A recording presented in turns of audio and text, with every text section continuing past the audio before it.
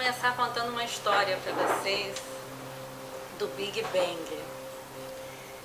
Mas antes de eu começar essa história, eu quero introduzir alguns conceitos. E eu prometo que eu não vou ficar muito teórica, não. Apesar de que eu tô doida para chegar no final, sabe? Mas antes de chegar no final, eu preciso apresentar alguns conceitos para a gente poder chegar junto nesse espaço e poder responder essa pergunta. Então eu vou começar com dois conceitos muito rápidos que são 4 drives, 4 impulsos de autonomia, que é o drive que o ser humano tem para a independência, o drive para nos relacionarmos, que é o drive da comunhão. Então é aquilo que a gente experimenta, né? Eu quero ir, mas eu quero ficar. E Eros e Ágape são duas palavras, conceitos usados pelos gregos que tinham várias palavras para definir o amor. E Eros e Ágape era uma de várias, né? Duas de várias palavras para representar o amor. E o Eros é esse drive que nos impulsiona, que nos leva para frente ou para cima, para alcançar novas potencialidades. E Ágape é um drive para incluir tudo, para abraçar tudo que vem antes. Todos os níveis de consciência, todos os níveis de existência, esse lugar que inclui. Então o Eros impulsiona e Ágape inclui e abraça. Então quando eu contar essa história, vocês lembrem disso aqui, porque eu estou descrevendo nessa história a evolução da consciência. E esses 4 drives estão muito visíveis, muito tangíveis para a gente. E o último conceito que eu quero introduzir é do Holon. Vocês já devem ter ouvido falar de holografia, né? Então o Holon é um todo que também é uma parte de um todo maior. E esse todo maior que tem essa parte que também é um todo, se encaixa numa outra parte que é de um todo maior. Isso vai ficar mais claro quando a gente estiver falando do Big Bang. E o que é importante é que com uma palavra a gente capta essa ideia de parte todo ou de todo parte. E essa teoria dos Holons, ela é muito importante para a gente entender o desenvolvimento e a evolução da consciência. E, aliás, do universo. Então vamos para a história. E essa história eu vou contar, né, a história do Big Bang, que vocês já devem ter ouvido de várias formas, mas eu vou contar de uma forma lúdica e poética, porque eu não sou especialista no cosmos. Então vamos pegar essa história assim de uma forma leve, mas a ideia vai estar muito clara em relação à consciência. Então, num certo momento do universo, no início do universo, tinham vários átomos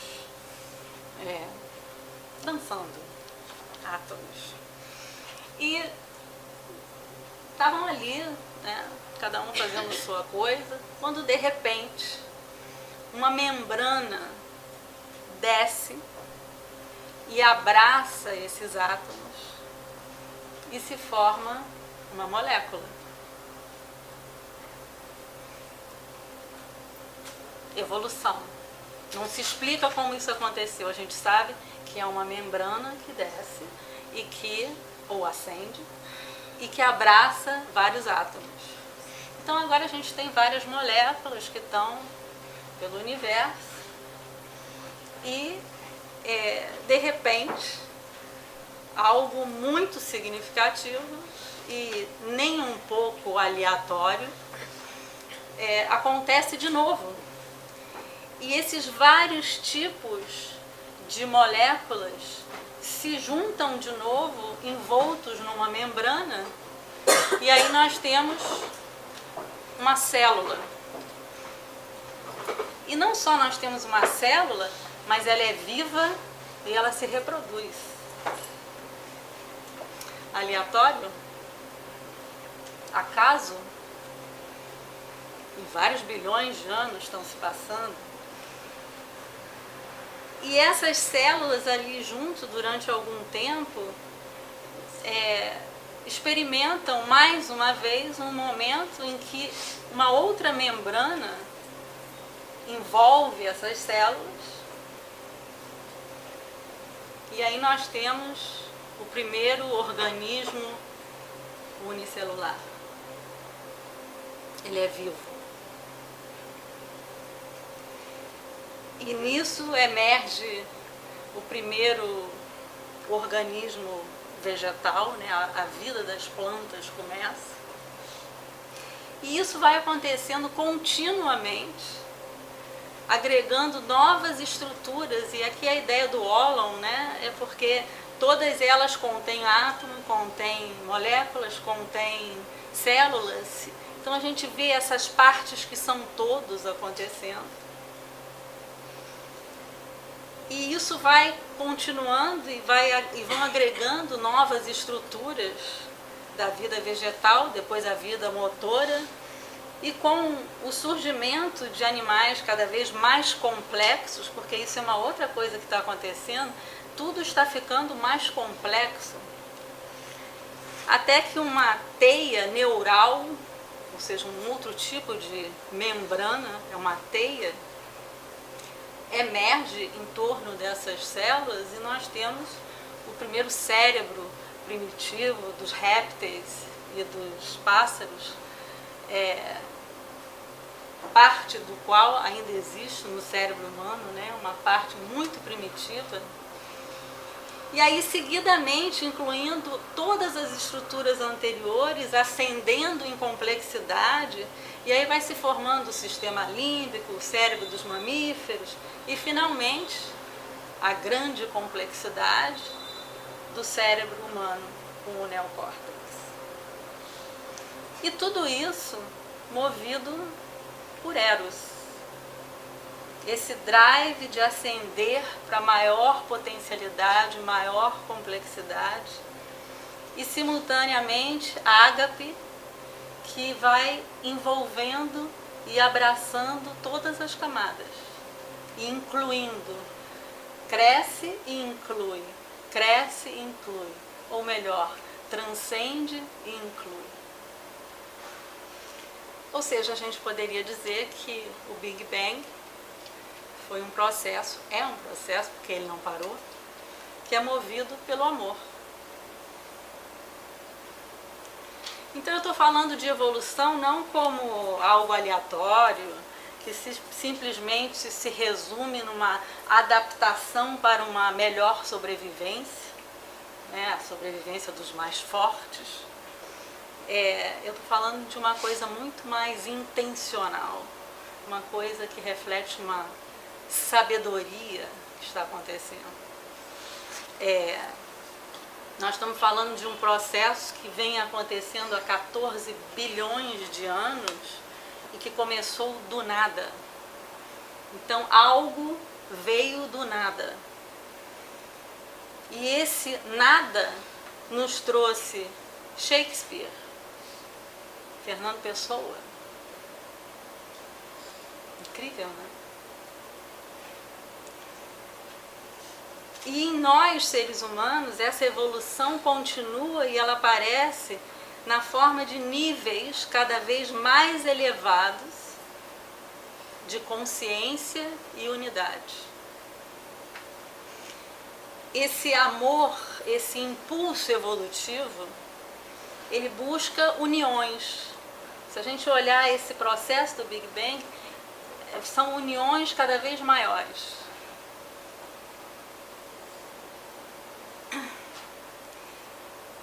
E o que a gente vive agora, e eu vou perguntar para alguém aqui, qual é a mais recente membrana, ou teia, ou rede que está envolvendo ainda mais seres humanos, ainda mais células e átomos.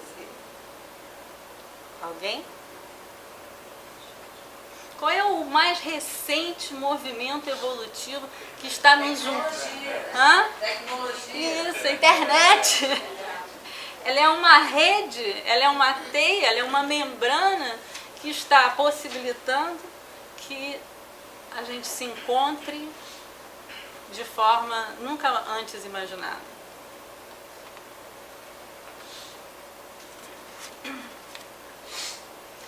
Então a gente está diante de um momento único. E toda a minha paixão de estar aqui hoje tem a ver com poder passar para vocês a importância de nós estarmos vivendo esse momento histórico do Big Bang, porque ele continua. E nós começamos lá atrás, nós estávamos lá e estamos aqui. E essa novidade, esse momento único, nesse mundo digitalmente conectado, onde a gente tem acesso a todo o conhecimento de todas as culturas em tempo real. Isso nunca aconteceu antes. Nós temos acesso a todo o conhecimento produzido pela humanidade através dos séculos. Google, no mínimo, né? E aí eu vou mostrar para vocês um quadro agora, que eu não quero que vocês se assustem, porque ele é complexo. Eu quero que vocês só olhem e eu vou explicar 4 coisas. E é só para vocês guardarem que esse momento histórico tem um mapa. Esse movimento integral que está acontecendo no mundo resolveu mapear todo o conhecimento da humanidade, em todas as áreas do ser humano. A ciência, a espiritualidade, a medicina, a cultura, tudo. E isso parece muito complexo, né? A gente pegar tudo que já foi produzido através dos milênios e colocar aqui em cima da mesa. E é isso que aconteceu. Esquece isso aqui, tá? A gente tem um quadrado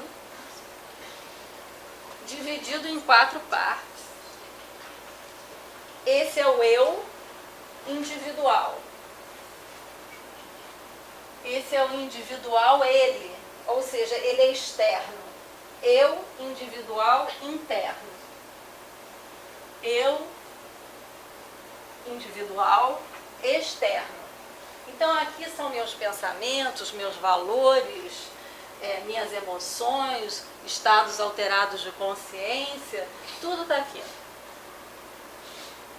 Desse lado de cá é eu individual externo ao que está num lugar onde a gente não acessa.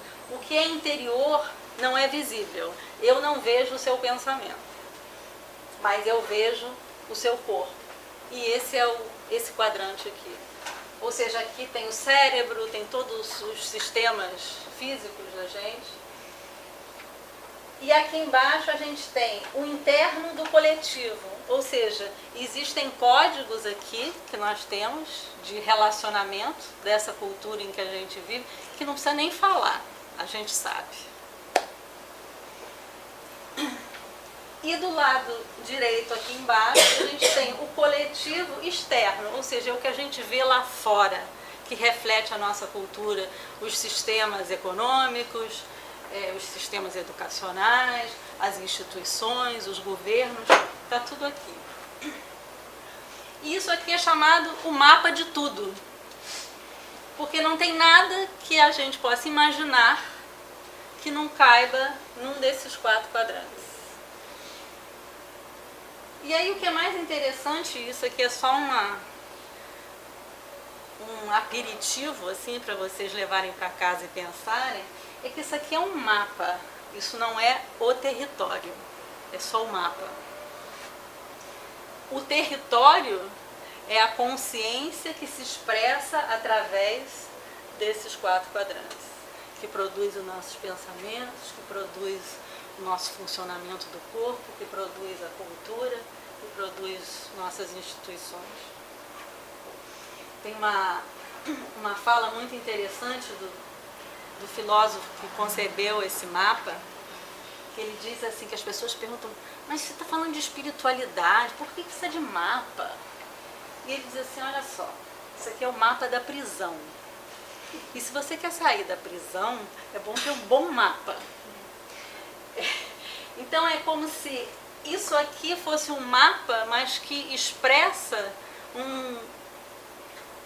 um espaço de consciência que é absolutamente livre e que não se enquadra nesse lugar.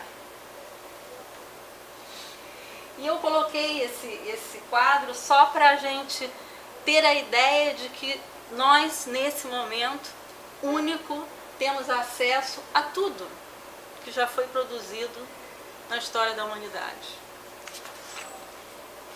E aí eu quero fazer uma passagem muito rápida, muito rápida, pela história que nos trouxe para esse momento. E eu quero ter muito claro que essa aula de história muito rápida que eu vou dar para vocês tem a ver com o ser humano e a sua consciência em evolução. Então, esse pessoal que botou tudo em cima da mesa, eles fizeram inúmeras pesquisas transculturais e foram juntando as várias áreas de conhecimento humano e perceberam que a consciência parecia evoluir mesmo. E esses resultados mostram muito claramente uma coisa muito forte, linda, que está acontecendo ao longo da nossa história. E lógico que tem fases mais antigas, mas eu vou começar falando da área pré-moderna, que é a que vai até o final da época medieval ou tradicional no Ocidente. E a característica da época pré-moderna, ela era extremamente tradicional, fundamentalista, religiosa, e a característica mais importante desse período eram as crenças mítico-literais. Que quer dizer o quê?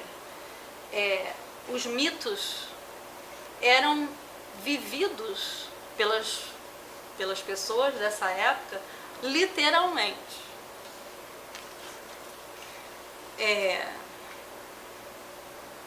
Há 2000 e tantos anos atrás, Moisés literalmente abriu o Mar Vermelho, os israelitas passaram. Literalmente Deus fez chover sapos nos egípcios. Literalmente Jesus nasceu de uma concepção imaculada. E está tudo bem. Isso era o estágio de consciência dessa época. E isso tudo advém do que a psicologia do desenvolvimento se refere ao estágio de consciência dessa época pré-moderna. Isso não estava acontecendo só no Ocidente, é no mundo inteiro. As histórias produzidas eram literais e eram verdades. E as pessoas aceitavam como verdades literais. Isso é importante dizer porque a mente humana, assim como a natureza, né, ela cresce e ela passa por vários estágios. E ela continua somando ferramentas e capacidades e tornando cada vez mais complexa a consciência. E esse desenvolvimento a gente vê através da história. Então, o desenvolvimento da consciência começou a se mover do estágio mítico-literal, que eu estava falando, para a época moderna, a chamada a Era da Razão, que começa no Ocidente com a Renascença e o Iluminismo, E é aqui que as grandes descobertas pioneiras na física, na química, Galileu, Kepler, o Newton, começam a acontecer e um tipo diferente de conhecimento começa a substituir o mítico. E eu quero voltar um pouquinho para esse conhecimento mítico, né? O conhecimento mítico, ele era dado, ele era aceito e ele era inviolável. Não precisava ser testado, não precisava ser comprovado, ele simplesmente era aceito. E isso era suficiente para o estágio de consciência daquela época. Só que, para a gente não ficar criticando o pré-moderno, que essa não é a ideia, porque lembra dos Olons, onde a gente está hoje inclui o pré-moderno. E é isso que eu quero trazer para vocês, né? O que a gente está podendo acessar do pré-moderno e qual a importância disso. E no pré-moderno, nós também encontramos uma série de tradições contemplativas no mundo inteiro. E é nessa época que várias descobertas a respeito de estados de consciência, estados meditativos, técnicas para a gente atingir estados muito elevados de consciência, é no pré-modernismo onde isso é desenvolvido pelo mundo inteiro. E é durante a época pré-moderna onde o ser humano descobre que existe alguma coisa chamada iluminação, onde a gente contata o Supremo, a verdade absoluta. A gente toca o divino. E essas tradições contemplativas desenvolveram uma ciência que nos leva a isso. Nós temos os budistas, os cabalistas, os vedantas, todos têm técnicas muito sofisticadas de atingir estágios de consciência muito elevados. E isso aconteceu no mundo inteiro nesse momento. E é tão lindo, né, a gente perceber que em certos momentos aquilo que hoje é óbvio ou o que é estranho, naquele momento da consciência humana estava acontecendo no mundo inteiro. Um insight. Então, o que a gente traz do pré-moderno é algo muito específico, uma ciência muito detalhada de como tocar essa realidade absoluta. E uma das coisas importantes que a gente carrega com a gente desde essa época é que dentro dessas descobertas, essas técnicas de chegar a essa verdade absoluta, em todas as culturas se fala de um caso de identidade equivocada.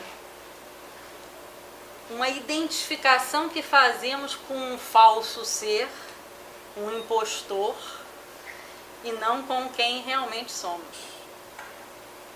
Na segunda-feira passada, o Joel Biermann fala do eu que se acha enorme, incrível, né? É um lugar distorcido.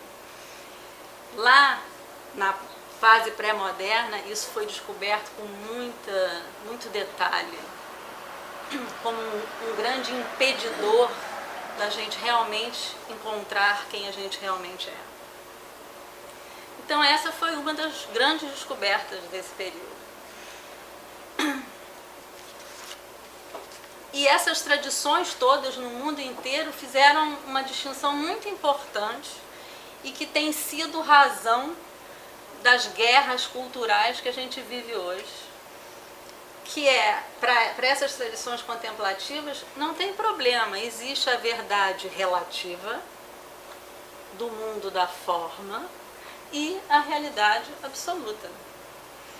Nós estamos num quarto escuro e vemos num canto um negócio enrolado ali e dá um medo danado, parece uma cobra.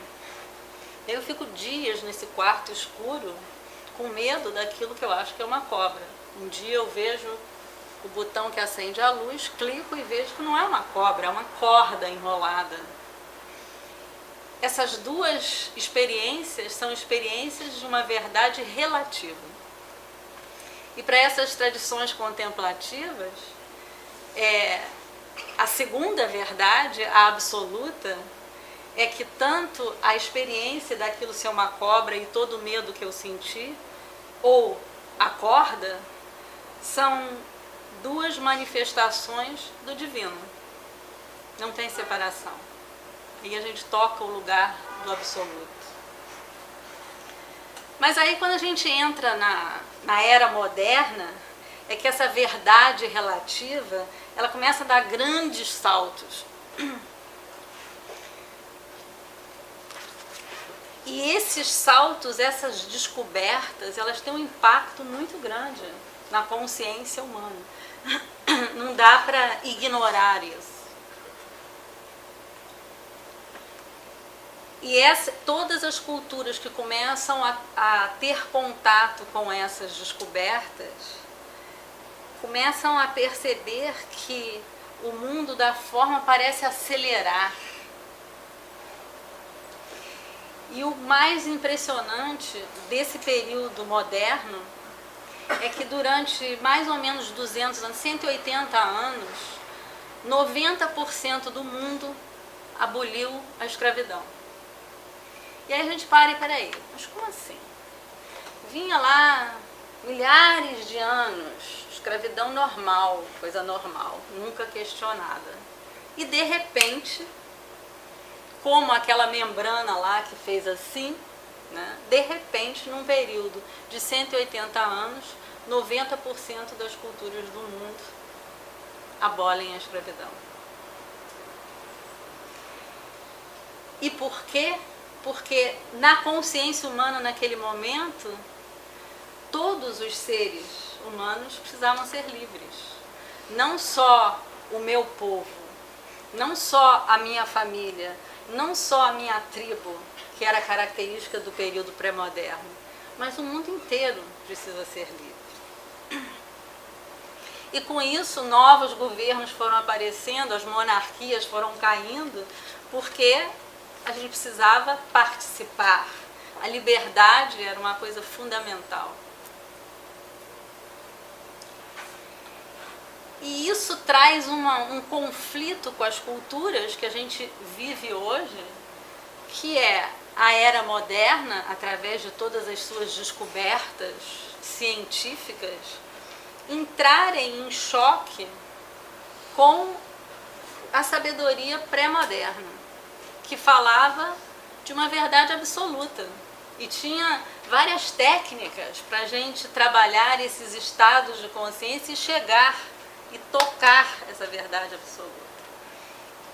E essa guerra cultural que existe até hoje, ela vem dessa discussão que não tem muito sentido, que é como a ciência não consegue provar que o divino existe, existe esse choque entre aqueles que estão falando e pensando e tocando uma realidade absoluta com aqueles que estão lidando com a realidade relativa. Não tem briga, são realidades diferentes. E por causa desse mal entendido, a gente vive hoje em dia os resultados danosos dessa ruptura entre a ciência, que trouxe benefícios enormes, ou seja, essa verdade relativa está galopando a verdade absoluta e da busca de estados de consciência elevados que não estavam sendo mostrados pela idade pré-moderna. A gente precisa tocar esse lugar tem sabedoria.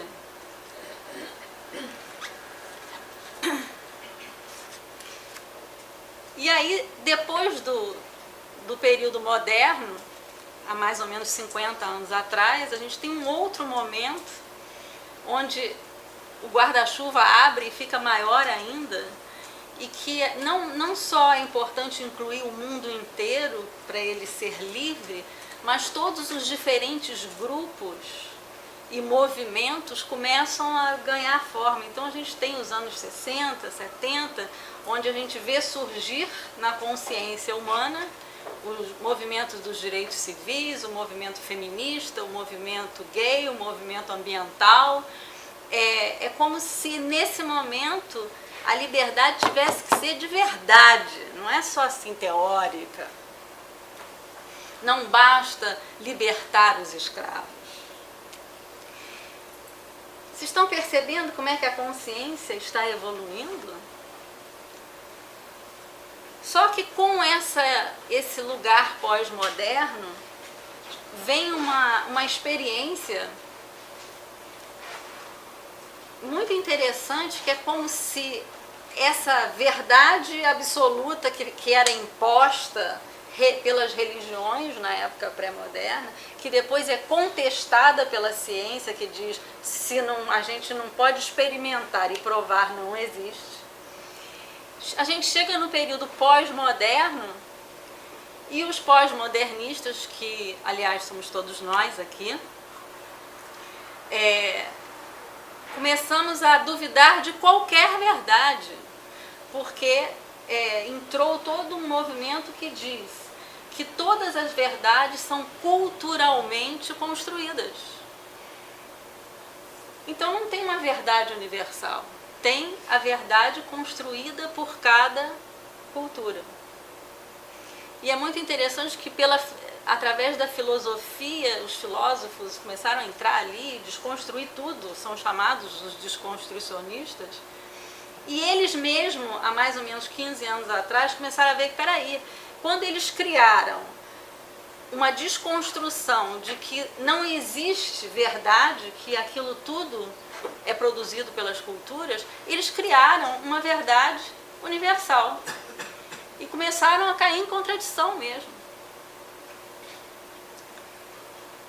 E isso começou a enfraquecer esse movimento, né? E uma das características do pós-modernismo, do qual nós fazemos parte, é uma necessidade muito grande de ter consenso, né? Quantos de vocês chegam em reuniões, ou estão numa reunião de família, ou no trabalho, e ninguém sai do lugar enquanto não tiver consenso? E aí são reuniões, e reuniões, e reuniões, porque o consenso é importante. Porque cada conhecimento de cada pessoa é válido. Isso dá uma certa complicação, né? E aí, finalmente, já estou quase acabando com a aula de história, finalmente, há mais ou menos 15 anos atrás, começa a surgir um novo momento na consciência humana. E os sinais é que começam a aparecer pessoas que se comportam de uma forma muito diferente das outras eras, porque elas não acham que a verdade delas é a certa. Elas começam a ver legal aquilo que tinha lá no pré-modernismo, e que bacana, esse negócio da ciência é legal, né? Porque os pré-modernistas das tradições contemplativas, que desenvolveram uma ciência belíssima de como a gente passa por várias etapas para chegar a essa experiência não dual do divino, eles não sabiam do cérebro, dos neurotransmissores e o que acontece, eles não sabiam disso. E essa nova consciência começa a dizer assim, mas isso é legal, é importante saber isso. Aliás, tem umas tecnologias que você bota no ouvido e as ondas cerebrais vão acelerando e você chega num estado meditativo muito rápido. Ciência trabalhando junto. Então é como se está surgindo uma nova consciência que diz assim, peraí, tem verdades parciais em todos esses momentos da consciência humana. São todos ingredientes necessários para que a mente humana finalmente amadureça. E se vocês olharem com profundidade para esses momentos que eu descrevi, o que se dá é uma expansão, aquilo que a gente fez na história no início, né? A molécula que envolve os átomos, célula que envolve as moléculas. cada um desses períodos juntam mais pessoas. No pré-modernismo tem um momento em que as religiões criam um Deus para um povo, porque eram várias tribos que toda vez que se esbarravam, guerra. Então cria-se um Deus que engloba um povo inteiro. Isso junta pessoas. E cada um desses períodos pela história está juntando mais pessoas. E agora eu vou entrar num lugar assim, muito sutil da consciência. O que acontece com a consciência em cada um desses níveis é que eu, indivíduo, me identifico com você, e com você, e com você.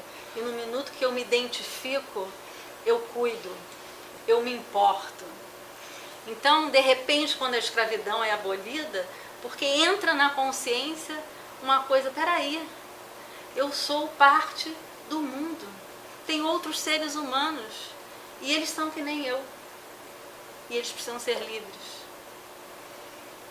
Então é esse movimento da consciência expandindo a identificação que ela tem, que antes era eu com eu, depois era eu com a minha família, depois era eu com o meu povo, depois é eu com o meu planeta, e depois, nesse momento que a gente está, a consciência começa a querer incluir tudo, todas as pessoas e todos os seres vivos.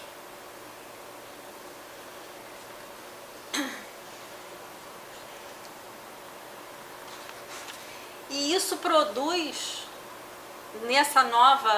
nesse novo momento, que estão se chamando de um estágio de consciência integral, nesse momento é possível a gente ter uma medicina mais inclusiva, a gente pode ter uma economia mais inclusiva, a gente pode ter formas de organização mais inclusivas e, especialmente, a gente pode ter uma espiritualidade mais inclusiva. Então, pela primeira vez na história da humanidade, a gente está diante da possibilidade real de vivermos uma verdadeira fraternidade. Essa é a promessa do estágio de consciência integral, porque vai ser insuportável não me importar profundamente com tudo que é vivo no planeta. E aí eu queria mostrar para vocês a oportunidade única. Aqui está o que eu falei, pré-moderno, moderno, pós-moderno, integral. Aqui são os níveis de consciência do ser humano. São estruturas mesmo. E aqui é o que as tradições contemplativas do mundo inteiro nos ensinam a respeito dos estados de consciência. E esse momento é tão especial que agora a gente tem informação a respeito das características dos estágios de consciência que o ser humano está passando. E a gente tem as técnicas de chegar a estados de consciência mais sutis, onde a gente toca a realidade absoluta. Então é como se a gente pudesse juntar tudo. E nesse momento a nossa responsabilidade fica um pouco maior.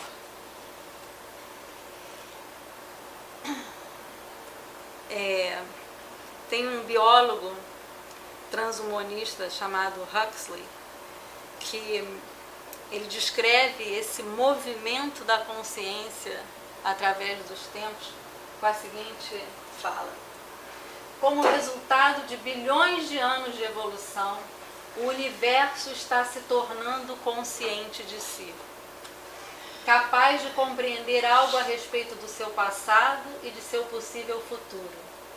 Essa consciência cósmica está se dando em um pequeno fragmento do universo, em alguns de nós, seres humanos.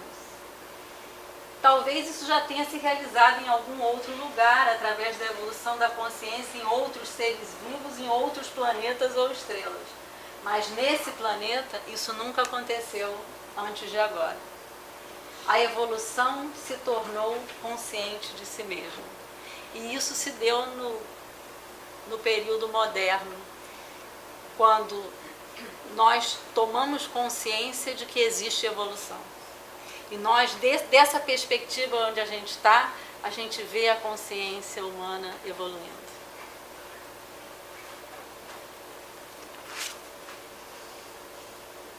Então a gente está começando a se dar conta que até as pessoas mais afortunadas, que são as que estão aqui nessa sala, as mais afortunadas do planeta, vivem abaixo das suas capacidades.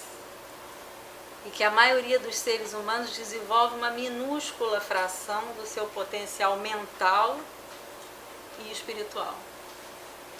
E por que eu digo isso?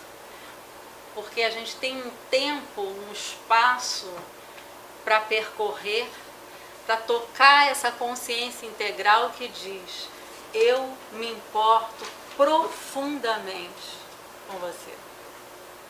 Eu me importo profundamente com o que está acontecendo a 2.000 quilômetros daqui.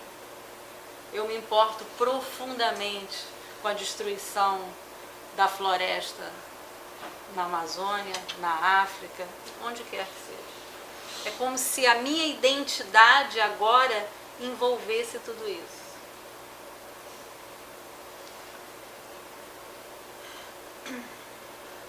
Esse Huxley, que nós lemos aqui, ele diz também: eu quero lembrar a todos os meus leitores de que o termo divino não implicava originariamente a existência dos deuses. Ao contrário, os deuses foram construídos para que fosse possível interpretar as experiências humanas dessa qualidade. Então a guerra entre as culturas, né, a guerra contra da espiritualidade com a ciência, isso está acabando, isso já era, está no finalzinho. E a gente precisa participar disso. Que aquele quadro dos quadrantes, ele inclui as contribuições da ciência e ele inclui essa nova espiritualidade que vai envolver tudo.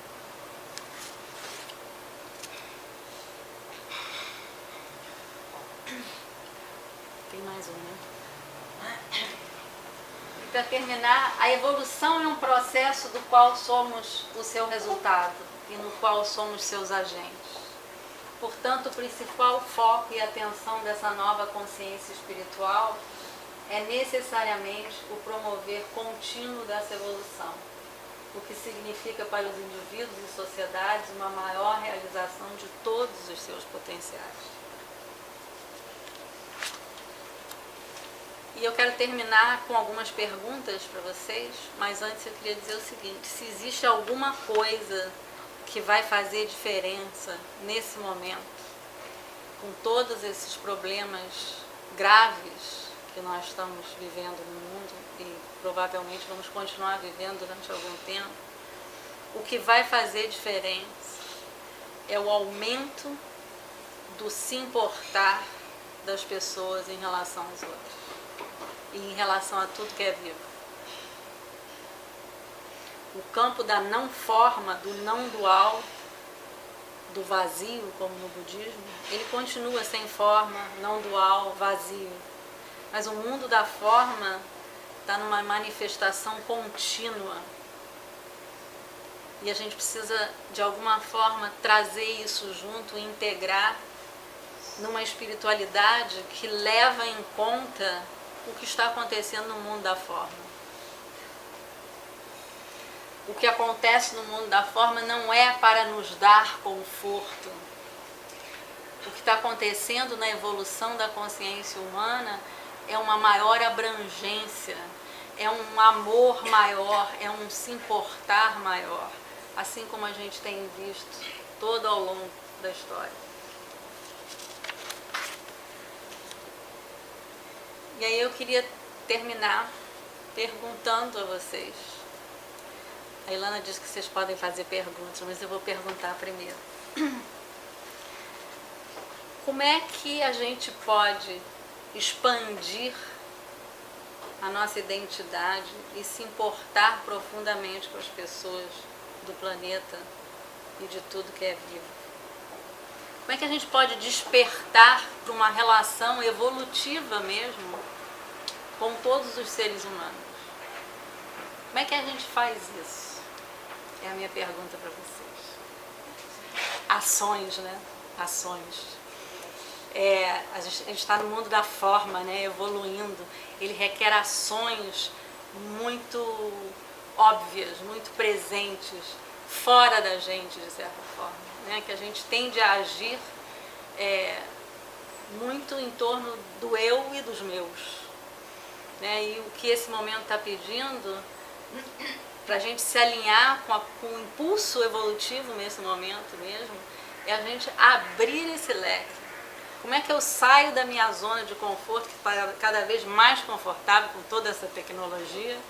Como é que eu uso isso para realmente me alinhar com o que está claro que é o movimento evolutivo? Ele é um movimento de expansão da nossa identidade, no sentido que eu não sou mais só eu sou você, eu sou você, eu sou tudo. E esse é o shift, né? Esse é uma escolha constante.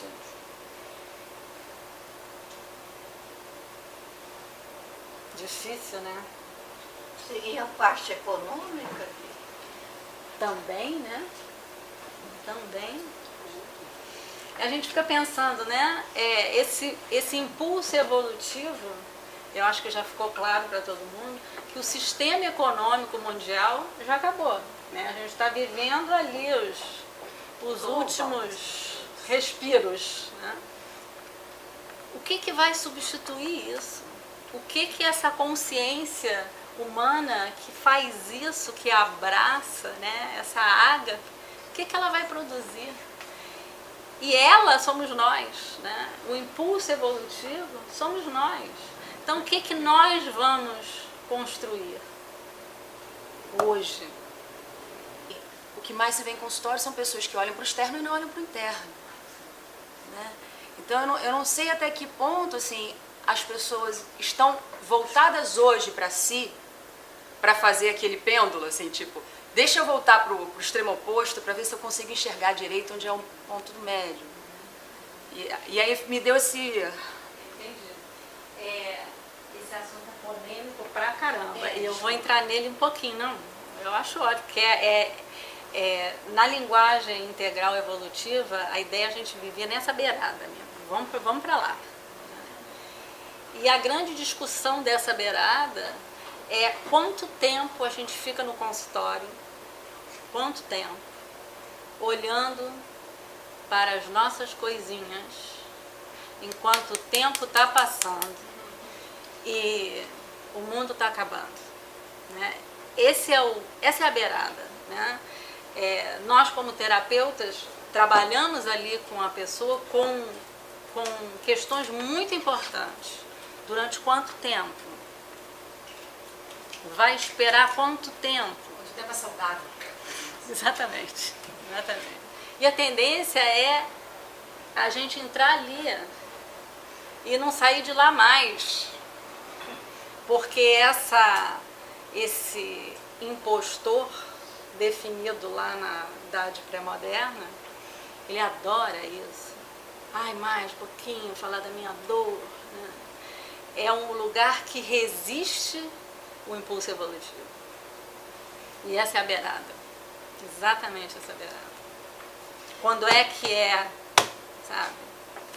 Queria saber de onde vem essa espiritualidade? Como é que ela surge? Essa é uma pergunta interessante porque, né, de onde surgiu o modernismo, né? De onde veio, né? De repente Galileu teve aquele insight, né? O que é que acontece? Eu não tenho resposta para isso. Eu tenho o que a gente vê aparecendo nos últimos 15 anos são sociólogos, psicólogos, filósofos percebendo que, olhando para toda a história da humanidade através da consciência e vendo como é que a coisa está evoluindo, e ela evolui de uma forma muito clara. Ela expande o nosso cuidar, ela expande o nosso se importar com os outros, cada vez maior. Antes era só eu, depois eu e a minha família, depois eu e a minha tribo, depois eu e o meu povo, e isso continua. Mas existe algum marco, assim, alguma coisa histórica que marcou essa mudança? Falar de história. O que começou a aparecer há 15 anos atrás foi, eu acho que tem muito a ver com a internet, né? O acesso à informação, para você de repente olhar para tudo. A gente nunca olhou para tudo de uma vez. Agora a gente pode olhar para tudo. Mas assim, lá mais atrás, lá do pré-moderno para depois. Como é que o pré-moderno e o moderno? Essa mudança lá do pré-moderno. Falando mais atrás, não estou falando agora da internet, não. Aconteceu alguma coisa? Que foi marcando, né? Que foi marcando, tem algum marco, assim? Por exemplo, e nunca... Um fato histórico, assim. Eu acho que quando a gente está falando de evolução ao longo de 14 bilhões de anos, nunca é uma coisa ali, foi no dia 23 de março de 2000, não tem isso, né? É a consciência que vai evoluindo mesmo, né? E a consciência está se relacionando com o mundo da forma. Peraí, tem um monte de tribos aqui que toda vez que entra vai matando, né? Como é que a gente junta essa tribo toda? A gente cria uma religião. Tem soluções, e eu acho que esse é o ponto que eu queria chegar, é que existem soluções. E nós estamos num momento de soluções. A coisa está ficando esquisita no planeta. A solução não vai vir do pós-modernismo, ela vai vir desse lugar integral.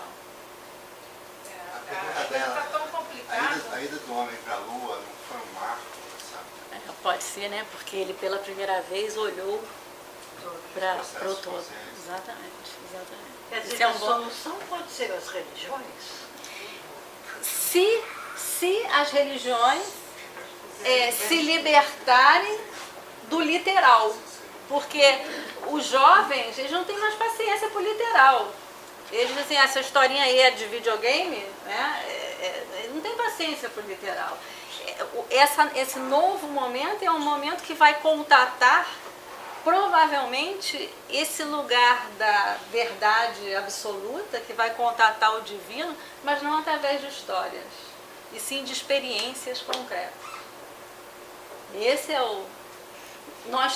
a gente pegar e olhar tudo que a gente encontrou da época pré-moderna e aprender como é que a gente acessa isso. Como é que eu acesso o divino mais diretamente e não através das histórias. Denise, por que você disse que a guerra entre a ciência e a espiritualidade agora está ficando menor? Eu gostei disso, mas eu não sei por que. Porque quando eu mostrei os 4 quadrantes, né, esse quadrante aqui é o externo, é o cérebro, é a neurociência, é tudo isso ali. E está tudo bem. A neurociência não está brigando com o quadrado superior esquerdo, onde tem os pensamentos, onde tem os estados elevados de consciência.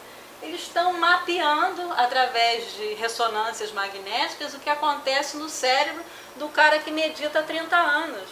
O cérebro do cara que medita há 30 anos tem uma estrutura diferente. E agora? Vai brigar? Não. Uau, esse aqui vai saber que o cérebro dele está mudando de estrutura e a neurociência vai dizer, peraí, vamos ver o que é. Né? Por que esse cérebro do meditador de 30 anos não tem uma atividade que geralmente produz ansiedade, que geralmente produz uma série de dificuldades fisiológicas e psicológicas para o ser humano? Vamos estudar isso. Aliás, estão estudando isso. Já não briga mais porque não reconhece. Exatamente. Reconhece como verdade, parcial, mas verdade. E isso é um momento assim, uau, acabou, não precisamos mais ficar brigando. Não tem briga.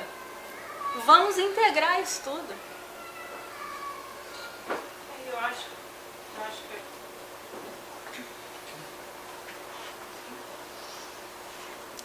Alguém falou alguma coisa. Para você, espiritualidade é o processo de você juntar tudo. Juntar todo mundo junto e sem se sentir misturado. Sem ser misturado. Sem perder a sua capacidade, o seu potencial. Não, você não se dissolveu. Né? Por isso que eu disse, o que você vai fazer hoje? O que a gente vai fazer pessoalmente amanhã? Porque cada um de nós tem uma potencialidade, uma capacidade. Com o grupo de trabalho que eu venho fazendo, tem algumas pessoas aqui, a gente entrou num lugar assim, bastante desconfortável há mais ou menos um mês atrás, em que a gente começou a olhar a potencialidade, a capacidade, os talentos de cada pessoa. E a pergunta era, listou tudo que você tem de talento e capacidade. Agora me diz, faltou um pedacinho, juntou todos os talentos e juntou as necessidades que você identifica no mundo. Tá? Aí é óbvio, né? Tem uma necessidade aqui que eu acho que a minha capacidade preenche, está tudo bem. Só que eu introduzi uma variável que tem muito a ver com esse alinhamento com o impulso evolutivo, que diz assim, com essas potencialidades e com todas as necessidades, qual é o seu lugar de maior impacto? Maior impacto. E aí a gente sai desse lugar de, não, mas eu tenho impacto ali, gostosinho aqui, eu faço isso, né? E faço bem, né? Mas e se você fosse realmente ir para o lugar de maior impacto? Essa é uma outra beirada, né? Muito desconfortável, porque a gente sai do lugar do conforto mesmo. Porque provavelmente todos nós, se realmente levarmos essa pergunta a fundo, a gente amanhã não vai estar fazendo a mesma coisa que a gente está fazendo hoje. Seria uma coisa mais simples, porque você se reconhece no outro e você se interage e tudo mais. Na minha percepção, tem sido mais difícil. E quanto mais eu me sinto um com o outro, eu não estou conseguindo separar a dor do outro da minha. Então, eu também sofro com as coisas. Por exemplo, quando me dá um ataque de saber o que está acontecendo no mundo, eu não consigo ver. Me machuca, eu choro vendo o jornal. Então, assim, às vezes eu fico pensando assim, como você separar também, saber, não, aquela dor não me pertence, né? A partir do momento que o outro é tão seu semelhante, né? E aí eu posso te perguntar, e daí? Você está sentindo dor, a outra pessoa também está. É apropriado que você sinta a dor e é apropriado que essa dor te leve a sair do lugar de pouco impacto que você está tendo. Né? E eu tô falando de você, né? Eu tenho pouco impacto. Todo dia eu acordo assim, muito pouco impacto. Né? Assim que eu acordo, mas bom dia, muito pouco impacto. Isso não é uma tortura e não é um chicote, é um lugar de alinhamento com a consciência, com esse impulso evolutivo que está dizendo, não dá mais. Olha a televisão sim, sente a dor sim, e sai de frente da televisão e vai para o mundo. Muito desconfortável, muito difícil. Mas é uma boa tensão. A paixão chinês é a mesma dor e a mesma alegria do outro. O problema é que os meios de comunicação só trazem a mesma dor. Mas se você reparar, no meio da guerra toda, tem crianças jogando futebol, tem a mesma alegria, você tem que aprender isso também. Você falou da mudança ligada à tecnologia, ligada à eletrônica. Alguém sabe por que a eletrônica funciona? Porque existem cristais imperfeitos, chamados semicondutores. Os cristais perfeitos não servem para nada. A eletrônica funciona porque existe uma coisa, o Vale do Silício cria semicondutores, cristais imperfeitos, e os cristais perfeitos eles sempre conduzem. Né? Então, que até uma corrente nessa nova era, que até uma música que diz, valorize os seus defeitos, porque eles que fazem o sucesso na máquina. Valorize os seus defeitos. Esse telefone celular, isso aqui, está funcionando pelos defeitos de uma coisa chamada semicondutor. A gente descobriu que existia na natureza e passamos a fabricar. É um cristal que ora conduz, ora não conduz. E ele faz toda a matemática do universo. Então a gente cresceu nessa fase pré, não sei das contas das religiões, de ser cristais perfeitos. O cristal perfeito não serve para absolutamente nada. São os nossos defeitos que encaixam a gente na máquina. E essa evolução do universo, a que você se refere muitíssimo bem, acho que é a 10ª vez que eu escuto isso, eu acho uma da grande novidade. O universo percebe que está evoluindo agora pela primeira vez. Ora, bombas, é uma onda de surf. Se a gente não botar a nossa prancha nisso, não é a consciência do universo evoluindo, que nós somos esse olho, que vai fazer o universo parar e vai continuar evoluindo. A gente cai nessa onda de surf. Então tem um lugar nosso aí, mas não tem uma responsabilidade. Se a gente pega os nossos defeitos, bota a nossa pranchinha lá no mar e ajuda essa evolução a acontecer, a gente está colocando o nosso pedaço na história. A evolução vai continuar, não depende de nós. Então, gente, eu espero que eu tenha colocado uma sementinha desafiante dentro de cada um. E eu mando vocês para sonhar hoje com o lugar de maior impacto. O lugar onde a gente se importa profundamente com tudo que é vivo.